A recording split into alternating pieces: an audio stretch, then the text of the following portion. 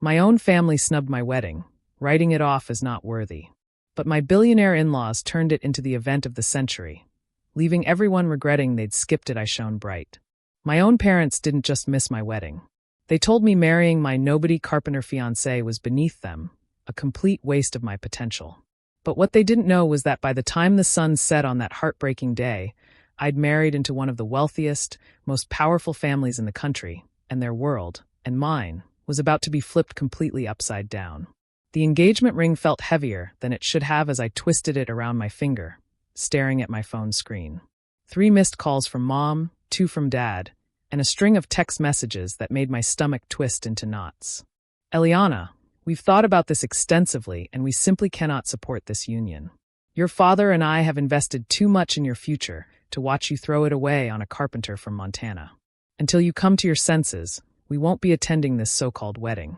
I set the phone down on the kitchen counter of our tiny Denver apartment and looked around at the wedding planning chaos. Mason had been working double shifts at the construction site downtown to help pay for our modest ceremony, while I'd been picking up extra teaching assignments at 3 different schools. We'd saved every penny for months just to afford the small church rental and a reception at the community center. The irony wasn't lost on me that my parents, Dr. Patricia Jones and attorney Richard Jones, had always preached about the importance of character over wealth. Yet here they were, refusing to meet the man I loved simply because he didn't have a college degree or a trust fund. Mason walked through the door, just as I was wiping tears from my cheeks. His work boots heavy on our creaky hardwood floors, even covered in sawdust and concrete powder. He was the most beautiful thing I'd ever seen. His dark hair stuck up in all directions, and those green eyes immediately found mine with concern. "What's wrong, Ella?" I handed him my phone without a word. He read the messages in silence, his jaw tightening with each line. When he finished, he set the phone down gently and pulled me into his arms. "I'm sorry," he whispered into my hair. "I know how much you wanted them there. It's not your fault. They're snobs," I choked out, my voice cracking. I never imagined getting married without my parents there. Mom was supposed to help me with my dress. Dad was supposed to walk me down the aisle. Mason pulled back to look at me, his calloused hands framing my face. "We don't need their approval, Elle. We never did. And honestly, my family's going to love you so much, you'll forget all about them." I managed a weak smile. The truth was, I hadn't met much of Mason's family yet. His parents lived in a remote area of Montana where cell service was spotty, and they'd been traveling extensively. All I knew was that his father, Robert Carter, had some kind of business that kept them busy, and his mother, Susan, was apparently excited to finally meet me. They'd confirmed they'd be flying in for the wedding along with Mason's younger sister, Emma, and several cousins. "Tell me again about your family," I said, settling into his arms on our thrift store couch. "I'm nervous about meeting them all at once." Mason chuckled, that low rumble I'd fallen in love with. "There's nothing to be nervous about. Dad's quiet, but incredibly kind. He'll probably try to fix something in your apartment within 5 minutes of meeting you. Mom will want to cook for you and ask a million questions about your students. Emma's going to steal you away from me to talk about books. She's getting her PhD in literature. And they're really okay with you marrying a girl they've never met? They trust my judgment. Plus, I've told them enough about you that they feel like they already know you." He pressed a kiss to the top of my head. "Mom actually said she's never heard me talk about anyone the way I talk about you." The wedding was still 3 weeks away, but the stress of planning everything ourselves was taking its toll. We'd booked the sweetest little church on the outskirts of Denver, with white wooden pews and stained glass windows that caught the afternoon light perfectly. The reception would be at the community center next door, where we'd planned to serve barbecue from Mason's favorite local restaurant and a simple 3-tier cake from the grocery store bakery. It wasn't glamorous, but it was us. Mason had built our wedding arch himself, crafting it from reclaimed wood he'd found at the construction site. I'd made the centerpieces from wildflowers we'd picked together in the mountains. Everything was simple, heartfelt, and exactly what we wanted. Except now the guest list had shrunk considerably. My parents' absence meant my entire side of the church would be nearly empty. I had a few college friends flying in, and my elderly Aunt Margaret, but that was it. The thought of walking down that aisle to mostly empty pews made my chest tight. "Maybe we should postpone," I said quietly. "Save up more money. Try to work things out with my parents." "Elle," Mason's voice was firm. "Look at me." I met his eyes. We're not postponing our lives for people who can't see how incredible you are. Our wedding is going to be perfect because we'll be there, promising to love each other forever. That's all that matters."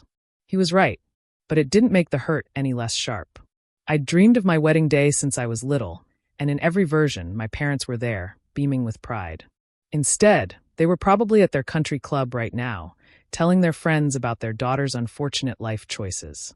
Over the next few days, I threw myself into wedding preparations with renewed determination. If my parents wanted to miss out on the happiest day of my life, that was their loss. I altered my grandmother's vintage lace dress to fit perfectly, practiced my vows until I could recite them without crying, and confirmed all the details with our vendors. Mason's family arrived 2 days before the wedding, and I was shocked by how normal they seemed. I don't know what I'd expected, but Robert Carter looked like an older version of Mason, tall, broad-shouldered, with kind eyes and hands that had clearly seen hard work. Susan was petite and energetic, with graying brown hair and the same infectious smile as her son.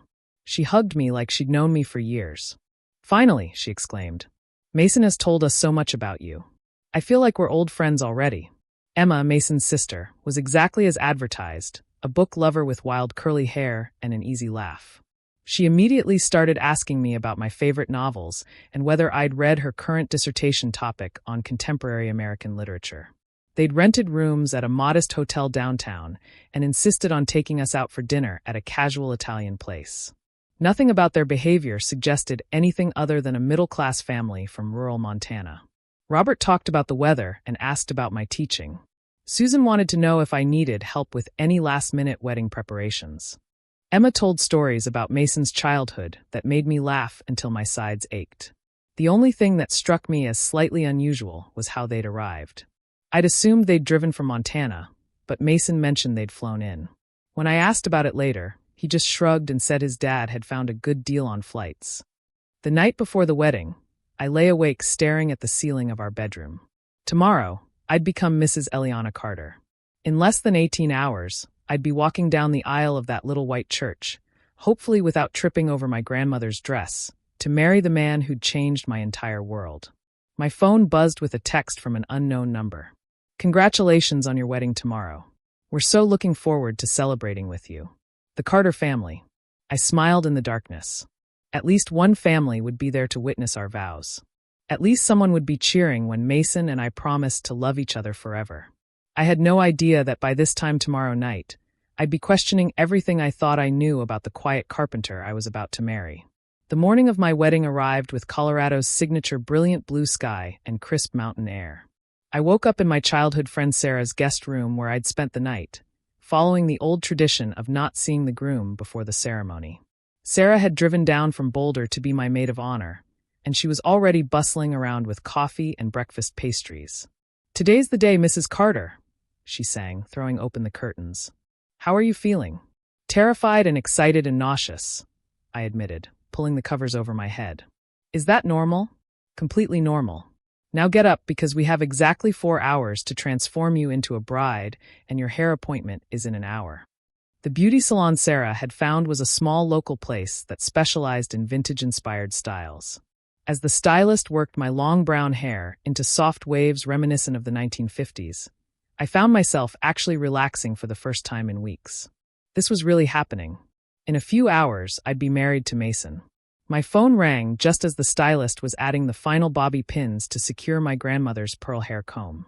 The caller ID showed my Aunt Margaret's name, and my heart immediately jumped to my throat. "Margaret, is everything okay?" "Oh, honey." Her voice was shaky. "I'm so sorry. I'm at Denver General. I fell this morning and broke my hip. They're taking me to surgery in an hour." The blood drained from my face. Aunt Margaret was the only family member I had left who was actually going to show up for my wedding. She was supposed to walk me down the aisle since my father had made it clear he wouldn't be there. "Don't worry about the wedding," she continued quickly. "You go ahead and have your beautiful day.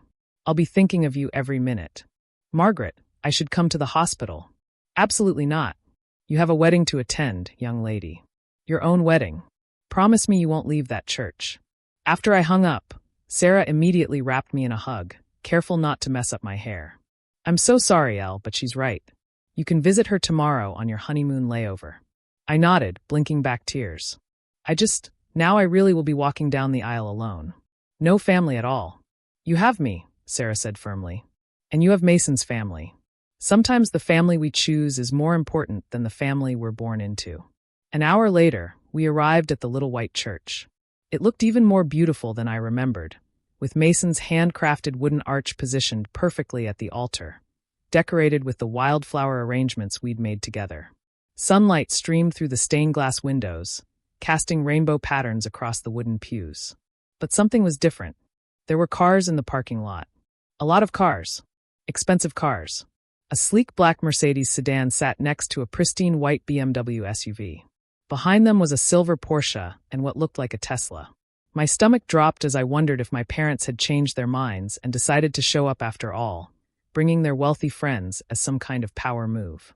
Those aren't your parents' cars, are they? Sarah asked, voicing my exact thought. I don't think so. Dad drives a Lexus, and Mom has that ridiculous white Cadillac. We walked through the church's side entrance, and I immediately heard voices coming from the main sanctuary. A lot of voices. The church sounded full. Sarah peeked around the corner, and her eyes went wide. Ella, you need to see this. I joined her at the doorway and nearly gasped. The church was packed. Every single pew was filled with people I'd never seen before, all dressed impeccably. The women wore elegant dresses and sophisticated jewelry, while the men were in expensive-looking suits. They were chatting quietly among themselves, but there was an energy in the air that felt different from what I'd expected for our simple ceremony. Who are all these people? I whispered. Before Sarah could answer, Susan Carter appeared at my elbow.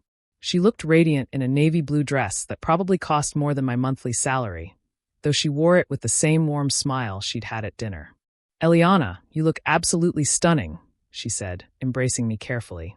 That dress is exquisite. Susan, I don't understand. Who are all these people? We only invited about 30 guests in total. Susan's smile became slightly mysterious. Well, dear, when word got out about Mason's wedding, a few more people expressed interest in attending. Family, friends, business associates of Robert's. I hope you don't mind that we expanded the guest list a bit. A bit? I looked back at the packed sanctuary. There have to be over 200 people in there. Actually, it's closer to 300, Susan said cheerfully. But don't worry about that now. You have more important things to think about. Are you ready? My head was spinning. Business associates. What kind of business did Robert Carter run that warranted 300 wedding guests? And how had they even fit everyone in our tiny church? Emma appeared at my other side, looking gorgeous in an emerald green dress that complemented her curls perfectly. The photographer wants to take some pictures with you before the ceremony starts, she said. Photographer? I blinked. We hired Mrs. Peterson from down the street to take photos with her digital camera. Oh, that's so sweet, Emma said. But Dad arranged for someone a bit more professional. She led me to a small room off the main sanctuary where a man in an expensive suit was adjusting professional lighting equipment that definitely hadn't been there when we'd done our rehearsal yesterday. Behind him stood a woman with multiple cameras hanging around her neck, the kind of equipment I'd only seen at celebrity weddings and magazines. Miss Jones, I'm Marcus Wellington from Wellington Photography, the man said, extending his hand. We're honored to be documenting your special day. Wellington Photography. I'd heard that name before. They'd photographed the governor's daughter's wedding last year, the one that made the cover of Colorado Bride magazine. I think there's been some mistake, I started to say. But Susan placed a gentle hand on my arm. No mistake, dear. Robert and I just wanted to make sure this day was captured beautifully. Now, shall we take some portraits? The next 30 minutes passed in a blur of professional photography. Marcus positioned me in various spots around the church, adjusting lighting and giving me directions like I was a fashion model. The woman who introduced herself as his assistant darted around. I kept catching glimpses of the sanctuary filling up even more. People continued to arrive, and I noticed several individuals who looked vaguely familiar, though I couldn't place where I'd seen them before. Sarah, I whispered when she returned from checking on the reception setup. Please tell me you know what's going on. Her face was pale. I went to check on the community center, and it's not the community center anymore. What do you mean? I mean, there are catering trucks outside, expensive catering trucks and florists, and what looks like a full bar setup and party planners with clipboards directing people around like they're setting up for some kind of gala. My heart started racing. That's impossible. We booked the community center. We're serving barbecue from Jimmy's place and grocery store cake. I think, Sarah said slowly, Mason's family might have made some changes. Before I could process this information, the church organist began playing the processional music. It wasn't the simple hymn we'd chosen, but something that sounded like it belonged in a cathedral, rich, complex, and played on what sounded like a much more expensive organ than the little electronic one the church normally used. "It's time," Susan said, appearing beside me with a bouquet that definitely wasn't the modest arrangement of daisies and baby's breath I'd ordered. This bouquet was a stunning cascade of white roses, peonies, and orchids that probably cost more than our entire original wedding budget. "Susan, I don't understand what's happening." She took my hands in hers, and for the first time, I noticed the massive diamond ring on her finger. Not the simple gold band she'd been wearing at dinner, but a rock the size of a grape that caught the light and threw it back in brilliant flashes. "Sweetheart," she said gently, "there are some things about our family that Mason wanted to tell you himself. But what's important right now is that you're about to marry the man you love, and he's waiting for you at that altar with the biggest smile I've ever seen." The music swelled, and I could hear the congregation rising to their feet. 300 strangers were waiting to watch me walk down the aisle to marry a carpenter from Montana, who apparently had secrets I'd never imagined. Sarah squeezed my hand. "Whatever's happening, Elle, Mason loves you. That part hasn't changed." I took a deep breath, clutched the mysterious orchid bouquet, and prepared to walk toward the biggest surprise of my life. The sanctuary doors opened, and I stepped into what felt like a completely different universe. The little white church I'd fallen in love with had been transformed into something out of a fairy tale. White silk draped every surface. Thousands of white roses and baby's breath created stunning arrangements at the end of each pew, and what appeared to be professional lighting cast everything in a warm, golden glow. But it was the sea of faces that truly took my breath away. Every single person in that packed church turned to look at me, and I recognized exactly none of them. These weren't the casual friends and extended family I'd expected to see at Mason's wedding. These were people who belonged at galas and charity auctions. The women wore designer dresses and jewelry that caught the light like tiny stars, while the men looked like they'd stepped off the pages of Forbes magazine. And there, at the front of the church, stood Mason. Even from the back of the aisle, I could see his face light up when he saw me. He was wearing a tuxedo I'd never seen before. Not the simple black suit we'd rented from the formal shop downtown, but something that looked custom-tailored and probably cost more than my car. His best man, who I'd expected to be his college roommate, Jake, was instead a man in his 40s wearing what looked like a Rolex. But Mason's smile was the same. That bright, genuine expression that had made me fall in love with him in the first place. Whatever was happening here, that smile reminded me that at the center of all this confusion was the man I was about to marry. I began walking down the aisle, my grandmother's vintage dress suddenly feeling wildly understated among all the elegance surrounding me. As I passed the pews, I caught snippets of whispered conversations that made my head spin. "She's lovely. Robert must be so pleased. I heard she's a teacher. How refreshing. The Carter family always knows how to throw an event."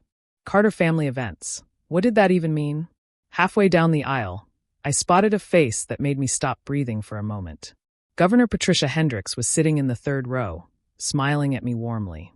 The actual governor of Colorado was at my wedding. Next to her sat a man I recognized as the mayor of Denver, and behind them was a woman I was pretty sure I'd seen on the cover of Colorado Business Weekly.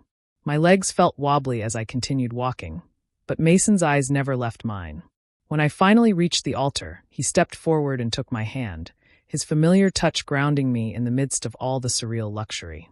"You look incredible," he whispered, and for a moment everything else faded away.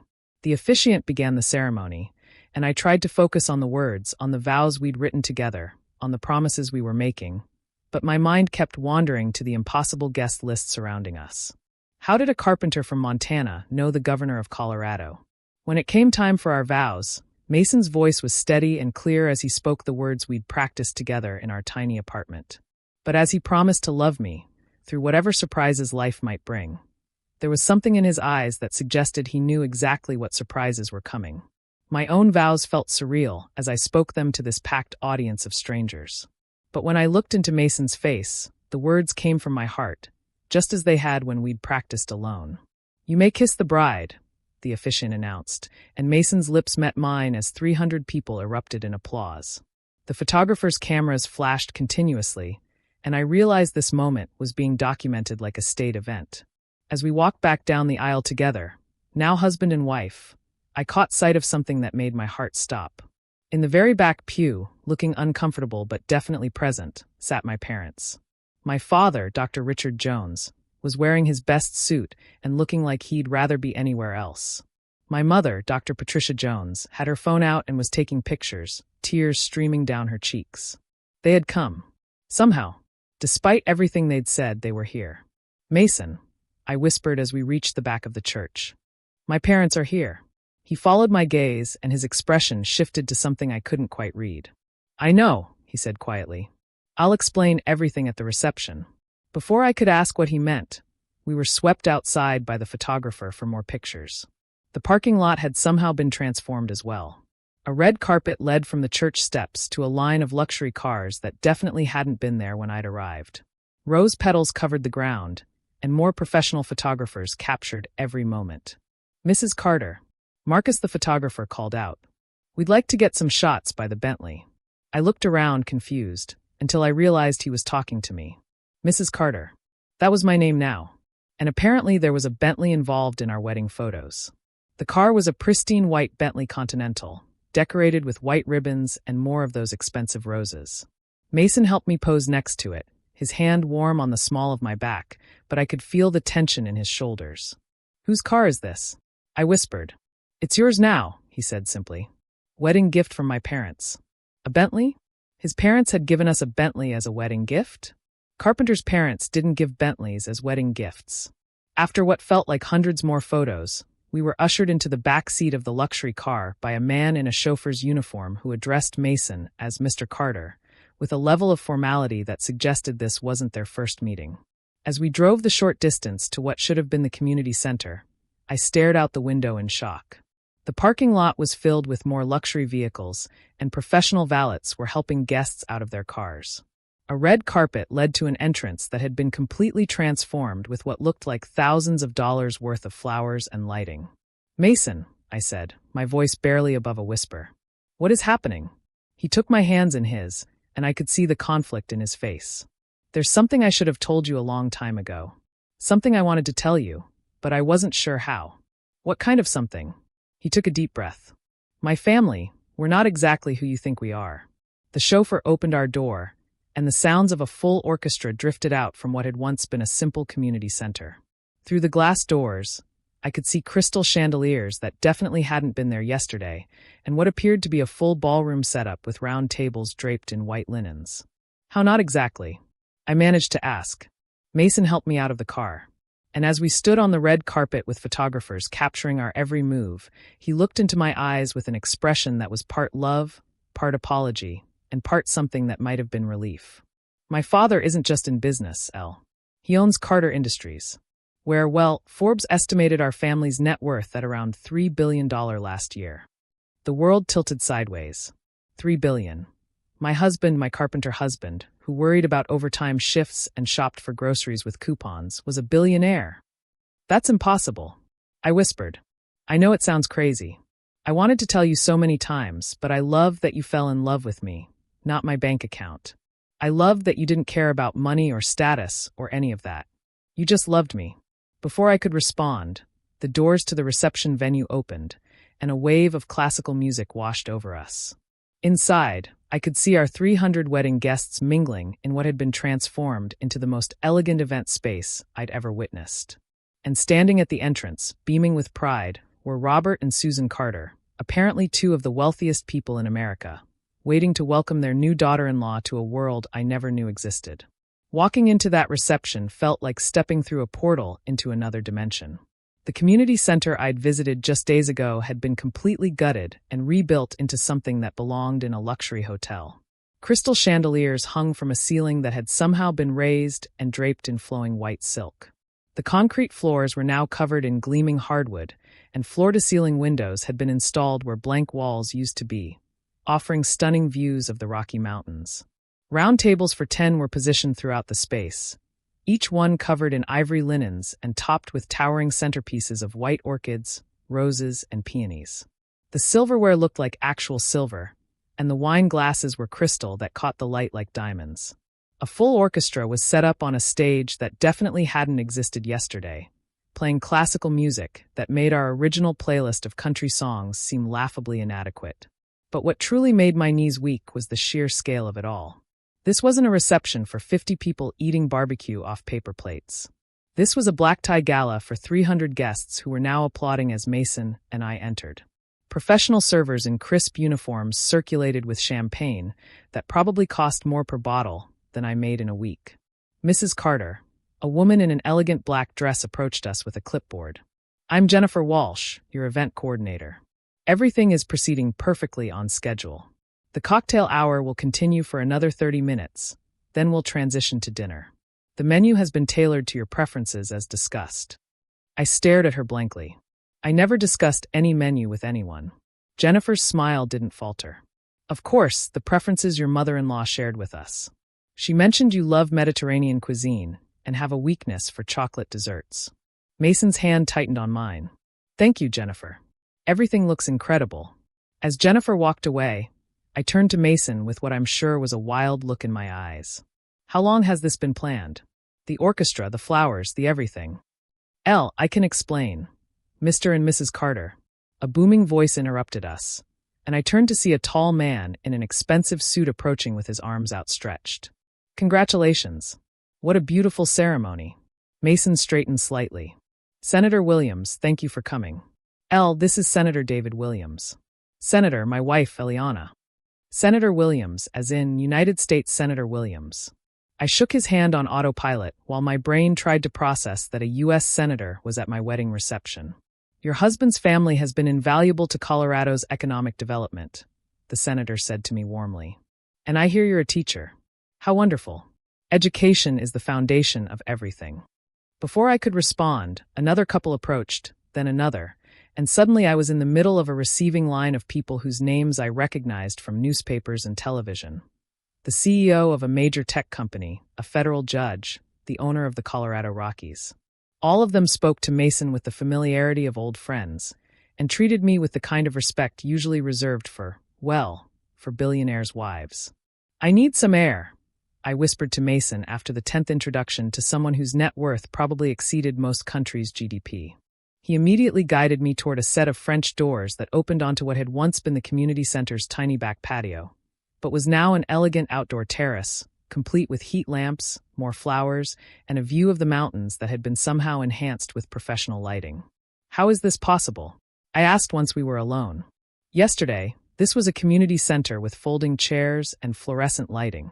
Mason ran his hand through his hair, messing up the perfect styling for the first time all day.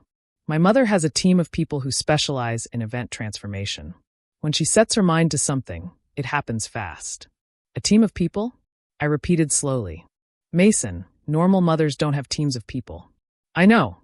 He sat down on a bench that was definitely more expensive than our entire apartment's furniture combined. "Ella, I've been trying to figure out how to tell you this for months." I sat beside him, my grandmother's dress pooling around us. "Tell me what exactly? That you're rich? That your family is rich? That you've been lying to me about who you are?" "Not lying," he said quickly. "Never lying. Everything I told you about myself is true. I did grow up in Montana. I do love working with my hands. I really was living paycheck to paycheck when we met." "Then how?" "Because I chose to." He turned to face me fully. "When I turned 18, my father offered me a position at Carter Industries. Vice President Track, corner office, 7-figure salary. I turned it down." I blinked at him. "You turned down a 7-figure salary?" "I wanted to make my own way. I wanted to know who I was outside of the family money. So, I moved to Denver, got a job in construction, and tried to live like a normal person." "You tried to live like a normal person?" I echoed. "Mason, we split grocery bills. I watched you stress about overtime pay. You let me believe we were struggling financially." "We were," he said earnestly. "I was. I've been living entirely off my construction salary for the past 3 years. I haven't touched a penny of family money. But they've been watching," I said, pieces clicking together. "Your parents knew exactly who I was, where I worked, what I liked to eat." Mason nodded reluctantly. "They had you investigated before I brought you to meet them. It's standard protocol for anyone who gets close to family members." "I'm sorry, Elle. I hated that part of it. Investigated. The word felt bitter in my mouth. What did they find out about me that I don't know about myself? Nothing bad, he said quickly. Just basic background stuff. Financial records, employment history, education. They were actually impressed that you've never had so much as a parking ticket. I stood up abruptly, needing to pace. This is insane, Mason. People don't get investigated for dating construction workers. People don't transform community centers overnight. People don't invite U.S. senators to their weddings. The Carters do, he said quietly. Through the French doors, I could see our wedding guests mingling, laughing, drinking champagne that probably cost more than most people's rent. My parents were standing near the orchestra, looking simultaneously awestruck and terrified. My mother was actually taking notes in a small notebook, probably documenting every detail for her country club friends. Your parents came, Mason said, following my gaze. How did they even know to come? They said they weren't coming. They were very clear about not supporting this marriage. Mason's silence was answer enough. You called them, I said. Or your family did. My father called your father yesterday morning. They had a conversation about the importance of family being present for life's most significant moments. What kind of conversation? The kind that happens when Robert Carter, founder and CEO of Carter Industries, personally calls to invite you to his son's wedding. I leaned against the railing, staring out at the mountain view. So, they didn't have a change of heart about you being good enough for me. They found out you were rich. Well, that's exactly what happened, isn't it? My parents, who refused to attend their daughter's wedding because her fiancé was just a carpenter, suddenly showed up the moment they discovered he was actually a billionaire. Mason moved to stand beside me. Does it matter why they came? They're here now. It matters because it proves everything I already knew about them, I said, my voice breaking slightly. They don't love me. They love the idea of what I can do for their social status. Inside, Jennifer, the event coordinator, was announcing that dinner would be served in 10 minutes. Through the glass, I could see our guests moving toward their assigned tables, each marked with calligraphy place cards that probably cost more than our original wedding invitations. What happens now? I asked. Do I go back in there and pretend I belong in a room full of senators and CEOs? Do I smile and make small talk with people whose weekly grocery budget is more than I make in a year? Mason took my hands in his. You don't have to pretend anything. You belong in that room because you're my wife, because you're brilliant and kind. And you make me want to be a better person every single day. But I'm not one of them, Mason. I grade papers at the kitchen table and shop at thrift stores and drive a car with duct tape holding the bumper on. Neither am I, he said firmly. Money doesn't change who you are inside, Elle. I'm still the same guy who fell in love with you in that coffee shop. I still want to build things with my hands and come home to you every night. The orchestra began playing what sounded like a dinner chime, and I could see guests taking their seats at tables that probably cost more to set than most people's wedding budgets. I looked at my husband, my billionaire husband, and realized that everything I thought I knew about my life had just changed forever. Taking a deep breath, I walked back into the reception with Mason's hand in mine. If I was going to be Mrs. Carter now, I might as well see what that actually meant. The dinner was already underway, and we were escorted to a head table that faced the entire room. I found myself seated between Mason and his father, Robert, with a perfect view of all 300 guests. The meal was unlike anything I'd ever experienced. Each course was a work of art, presented by servers who moved with choreographed precision. The appetizer alone, some kind of seared scallop with truffle oil and microgreens, probably cost more than most people's entire dinner out. Wine flowed freely, and I noticed that every bottle being served had labels I couldn't pronounce, and vintage dates that suggested they'd been aging longer than I'd been alive. So, Eliana, Robert Carter said beside me, his voice carrying the quiet confidence of someone accustomed to being listened to. Mason tells me you teach 4th grade. Yes, I managed, still feeling surreal about having a casual conversation with a billionaire. At Riverside Elementary. I've been there for 3 years. Education is the great equalizer, he said thoughtfully. Some of my most successful business partnerships have been with people who started with nothing but a good teacher who believed in them. Despite everything, I found myself warming to Mason's father. Unlike my own parents, who viewed teaching as something I did until I found a real career, Robert spoke about education with genuine respect. Mason also mentioned you're working on your master's degree, Susan added from across the table. Educational leadership, isn't it? I nodded, surprised they knew so much about my academic plans. I'm hoping to become a principal someday. I want to make schools better for kids who don't have advantages at home. That's exactly the kind of thinking we need more of, Robert said. In fact, Carter Industries has an education foundation that might interest you. We fund innovative programs in underserved schools. Before I could respond, the orchestra shifted to a softer melody, and Jennifer appeared beside our table. Mr. and Mrs. Carter, it's time for your first dance. My stomach dropped. In all the chaos of discovering Mason's true identity, I'd completely forgotten about the traditional wedding reception events. Our first dance was supposed to be to Too Amazed by Lone Star, played from someone's iPhone playlist. Instead, I was being guided onto a proper dance floor while a full orchestra prepared to provide the soundtrack to what felt like the most watched moment of my life. An instrumental version of the song we'd chosen. Somehow they'd known. As we swayed together under the crystal chandeliers, with 300 pairs of eyes watching our every move, I finally felt a moment of peace. I'm still me, Mason whispered in my ear as we danced. And you're still you. That's all that matters. Is it though? I whispered back. Because I'm pretty sure me doesn't know how to be married to a billionaire. Good thing I don't know how to be a billionaire husband either, he said with a smile. We'll figure it out together. When the song ended, applause filled the room, and I realized that dozens of phones had been capturing our dance. Tomorrow, photos of our wedding would probably be all over social media and society pages I'd never heard of. As other couples joined us on the dance floor, I spotted my parents approaching from across the room. My mother was practically glowing with excitement, while my father looked like he was still processing everything he'd witnessed. Eliana, sweetheart, my mother gushed as they reached us. This is absolutely incredible. The flowers alone must have cost more than most people's entire weddings. There it was. Not, I'm sorry we almost missed your special day, or we're proud of you. Just an immediate focus on the money. Mom, Dad, I said carefully. I'm glad you decided to come. My father cleared his throat awkwardly. When Mr. Carter called yesterday, he made it clear that family should be present for such an important occasion. He's quite persuasive. Persuasive how? I asked, though I wasn't sure I wanted to know. Well, my mother jumped in, her voice dropping to an excited whisper. He mentioned that Carter Industries is looking to expand their healthcare investments, and your father's expertise in medical technology could be quite valuable. My heart sank. Even now, at my own wedding, my parents were networking. And my father added, straightening his tie, he suggested that perhaps we'd been too hasty in our judgment of Mason's prospects. I looked at Mason, who was standing beside me with a carefully neutral expression. Did you know about this? I asked my father to call them, he admitted. But I didn't know about any business discussions.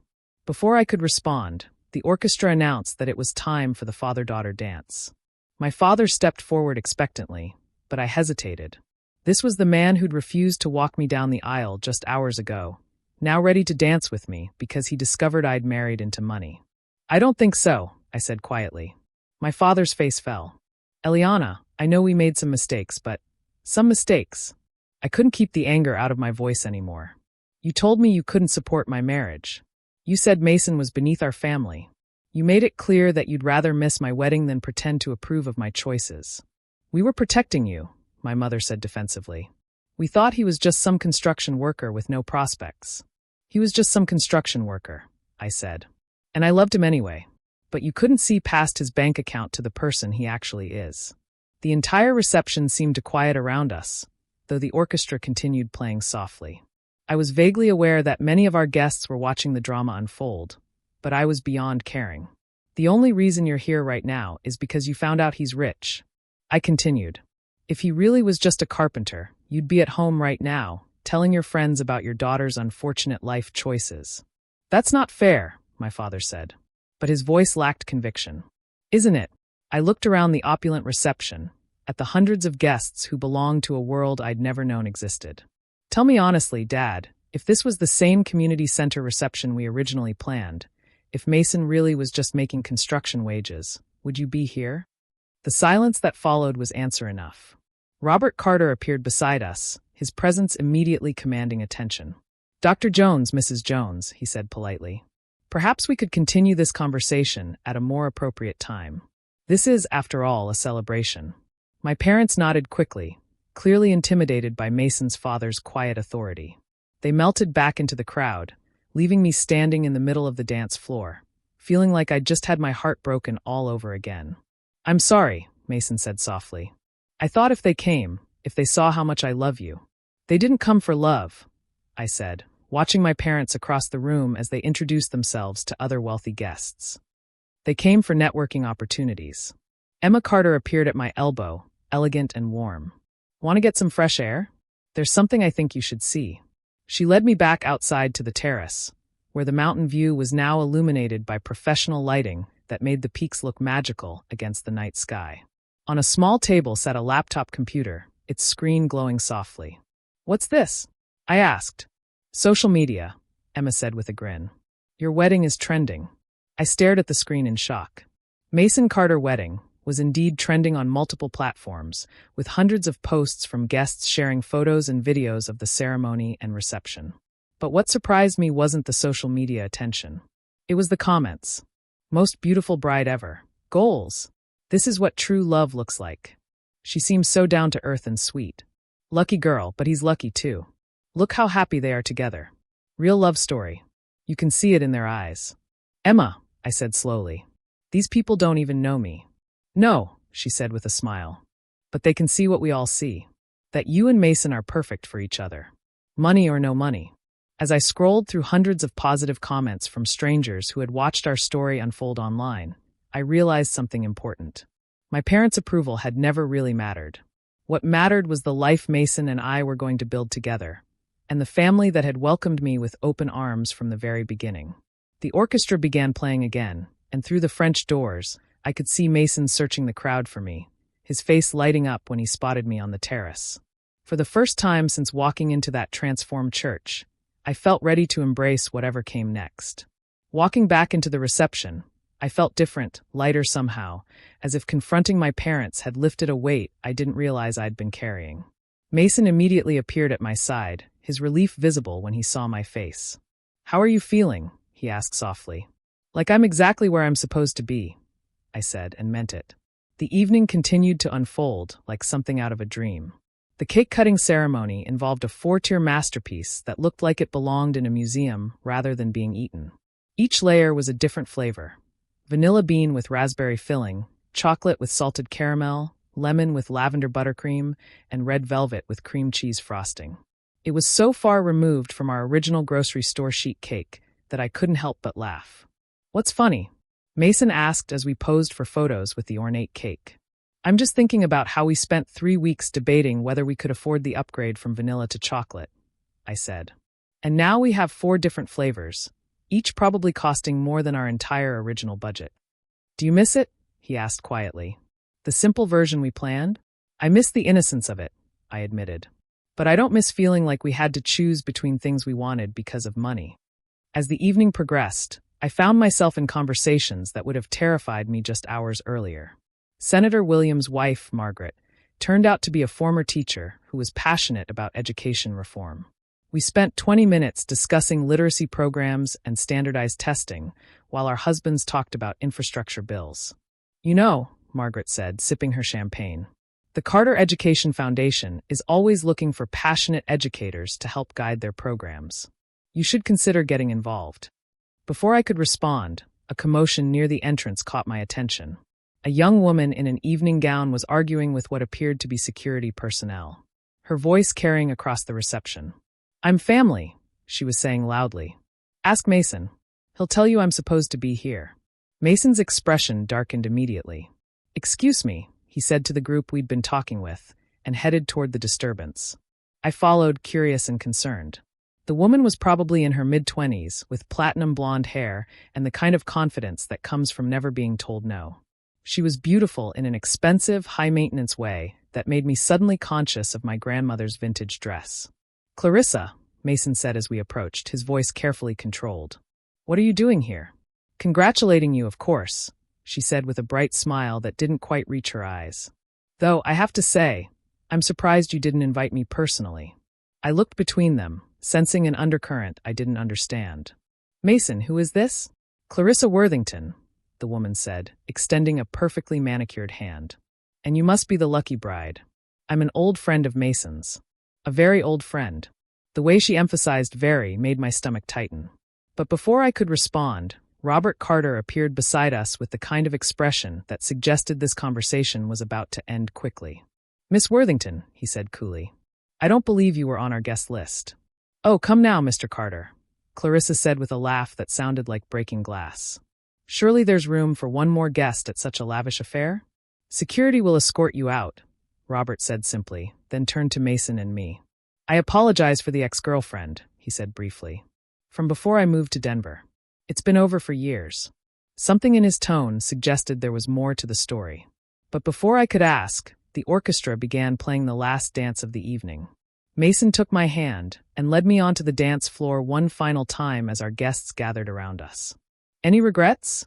he asked as the chandeliers cast everything in a warm glow. The mountain views through the windows were breathtaking, and we were surrounded by people who had traveled from across the country to celebrate with us. My parents stood at the edge of the crowd, looking somewhat lost but trying to fit in. Emma was dancing with someone who might have been a tech billionaire, laughing at something he'd said. Robert and Susan Carter watched their son with obvious pride and affection. "Just one," I said finally. Mason's face fell. "What?" "I regret not knowing about your family sooner," I said. "Not because of the money, but because I missed out on months of knowing how wonderful they are." His relief was palpable. "They've been dying to properly welcome you to the family. Mom's already planning Christmas, and she wants to know if you'd be interested in joining the Foundation's board of directors, the Education Foundation, among others. Carter Industries supports about 15 different charitable organizations. Mom thinks you'd be perfect for the education and children's welfare boards." The idea of having the resources to actually make a difference in children's lives was both thrilling and overwhelming. "Mason, I don't know anything about running a foundation. You know about teaching kids and making their lives better," he said. "That's more important than knowing how to read financial reports." As the song ended, Robert Carter stepped onto the stage and took the microphone from the orchestra conductor. "Ladies and gentlemen," his voice carried easily across the room, "thank you all for being here tonight to celebrate Mason and Eliana's wedding. As many of you know, family is everything to Susan and me. Tonight, we're not just celebrating a marriage. We're welcoming a remarkable young woman into our family." He looked directly at me, and I felt tears starting to form. "Eliana, you've made our son happier than we've ever seen him. Your dedication to education, your kindness, and your genuine heart represent everything we value most. We're honored to call you our daughter." The applause was thunderous, and I realized that this feeling of being truly accepted and valued for who I was what I'd been missing from my relationship with my own parents my entire life. Later, as the evening wound down and guests began to leave, I found myself saying goodbye to people whose names I would never have imagined knowing. The governor hugged me and invited Mason and me to dinner at the state capitol. The tech CEO handed me his card and said his company was always looking for innovative education consultants. 3 different foundation directors asked if I'd be interested in joining their boards. My parents approached as we were preparing to leave for our honeymoon suite at the Four Seasons downtown. "Eliana," my mother said hesitantly, "we want you to know that we're proud of you, are you?" I asked, "Or are you proud of who I married?" My father stepped forward. "We made mistakes today, big ones. We let our prejudices cloud our judgment about Mason. And more importantly, we failed to support you when you needed us most." "You did," I agreed.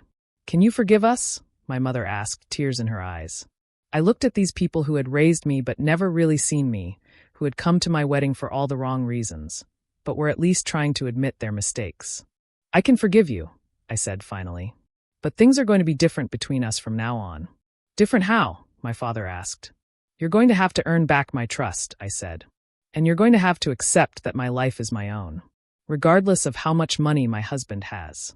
They nodded, looking chastened. And I realized that this was probably the first real conversation we'd ever had as adults. Mason and I finally left the reception at nearly midnight, climbing into the white Bentley that was apparently now ours. As we drove through the quiet Denver streets toward the hotel, I reflected on the most surreal day of my life. "So," I said, leaning against Mason's shoulder, "what happens now? Do I have to learn how to be rich?" "You have to learn how to be happy," he said, kissing the top of my head. "Everything else is just details."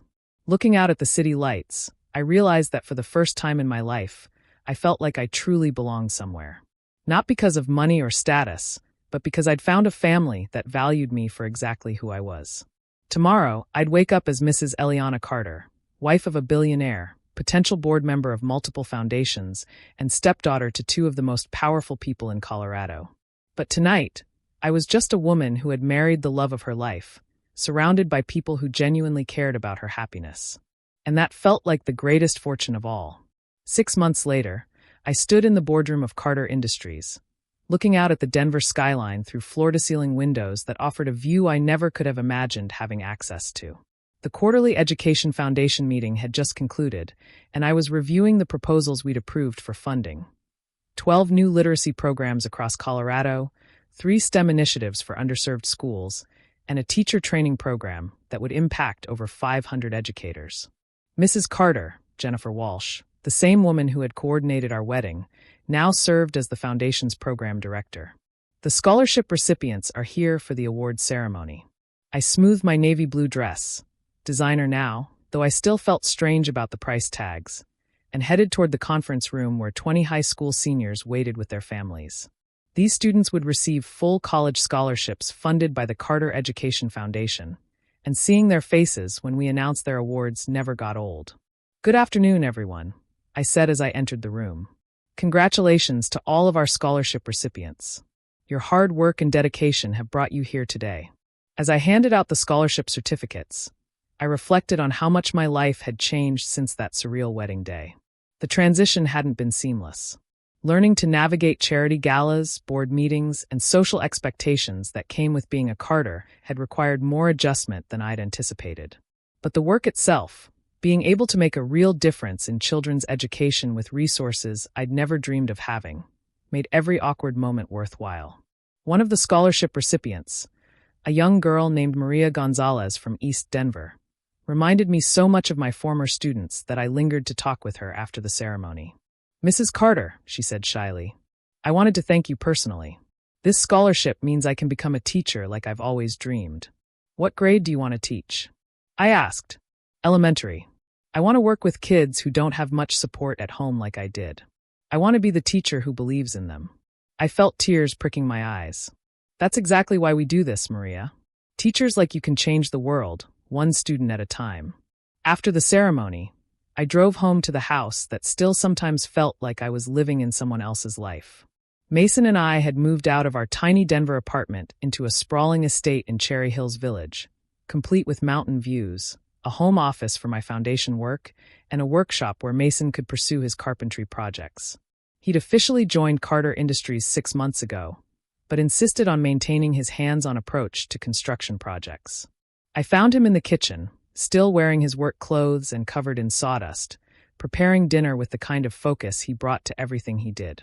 "How was the scholarship ceremony?" he asked, wrapping me in a hug despite being dusty. "Perfect.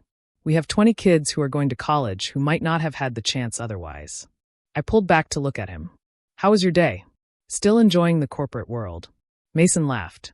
I spent the morning in board meetings discussing sustainable building materials and the afternoon actually installing solar panels on a low-income housing project. It's the best of both worlds. As we cooked together, my phone buzzed with a text message. The contact name made me pause. "Mom, the strangest thing happened today," the message read. "I met a woman at the country club whose daughter received one of your foundation scholarships. She couldn't stop talking about how much the program meant to their family. I wanted you to know that your father and I are proud of the work you're doing." I showed the message to Mason, who read it with raised eyebrows. "That's progress," he said carefully.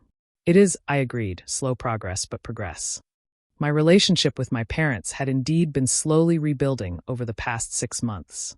They'd made genuine efforts to get to know Mason for who he was rather than what he represented financially. My father had even started volunteering at a college in the classrooms he'd learned about through Carter Industries' healthcare initiatives. "Speaking of your parents," Mason said, "they're coming to dinner on Sunday, remember? Along with your parents, Emma, and probably half the Colorado political establishment," I said with a laugh.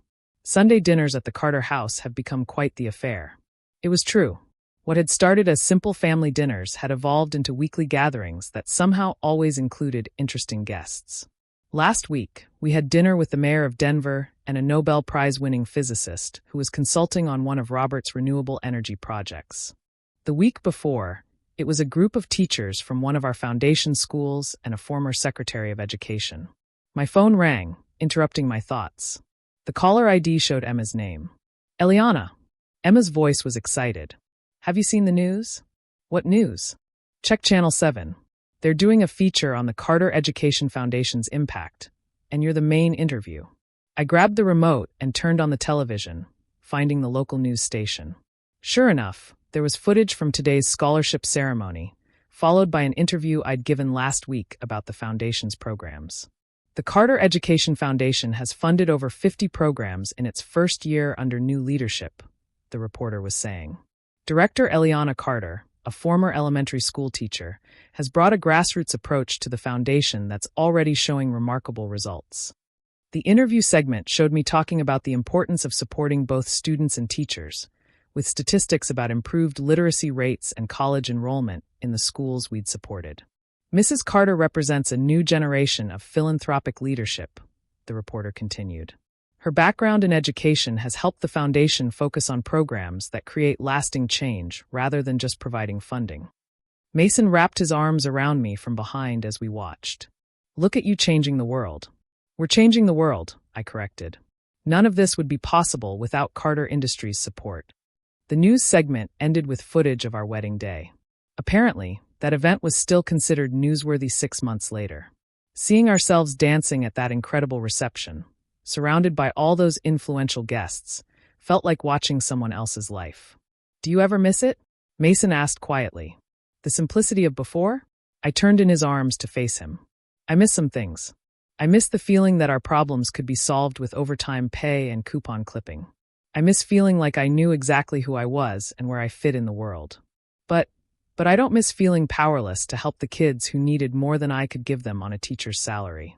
I don't miss watching talented students give up on college because they couldn't afford it. I don't miss feeling like the problems I cared about were too big for me to make a real difference. We were interrupted by the doorbell, which in our new house played an elaborate chime that still made me jump. Mason went to answer it, returning with a massive flower arrangement and an envelope. Delivery for Mrs. Carter, he said with a grin. The flowers were from the family of one of our scholarship recipients, with a note thanking me for making dreams possible. The envelope contained an invitation to speak at the National Education Foundation's annual conference in Washington, D.C. They want you to give the keynote address on innovative philanthropy and education, Mason said, reading over my shoulder. That's terrifying, I said immediately. That's amazing, he countered. Elle, you've become one of the most respected voices in education philanthropy in less than a year. As if to prove his point, my phone rang again. This time it was a producer from a national morning show wanting to interview me about the scholarship program for a segment on education funding. After I hung up, Mason and I looked at each other and started laughing. Remember when your biggest worry was whether we could afford flowers for the wedding? He said. Remember when you were afraid to tell me your family had money because you thought I might love you for the wrong reasons? I countered. We finished preparing dinner in comfortable silence, and as we sat down to eat, I realized that this quiet moment with my husband in our kitchen, talking about work that mattered and planning for a future that could impact thousands of lives, was exactly the life I was meant to have. My phone buzzed one more time with a text from Robert Gonzalez. Thank you for seeing her potential when others didn't. You've changed our entire family's future. I showed the message to Mason, who smiled that same bright smile that had made me fall in love with him in a coffee shop that felt like a lifetime ago. So, he said, reaching across the table to take my hand. Any regrets about marrying a billionaire? Just one, I said, enjoying the moment of worry that crossed his face. What's that? I regret that it took a wedding disaster to show me that sometimes the most beautiful life comes from the most unexpected places. Outside our windows, the Colorado mountains stood silhouetted against the sunset. And I thought about the girl who had walked down the aisle 6 months ago, afraid her family wouldn't show up to her wedding. That girl had no idea she was walking toward a life beyond her wildest dreams. Not because of money, but because she was about to discover what it meant to be truly valued, truly supported, and truly loved. The wedding my parents had tried to ignore indeed become the event of the century, but more importantly, it had become the beginning of a story I never could have written for myself. One where a teacher from Denver got to change the world, one student at a time, and that was worth more than all the Bentleys, designer dresses, and crystal chandeliers in the world. So what about you? Have you ever had a moment where your whole perspective on family or success completely flipped? Or perhaps you've experienced the sting of family disapproval only to find unexpected support elsewhere. I'd love to hear your thoughts and experiences in the comments below.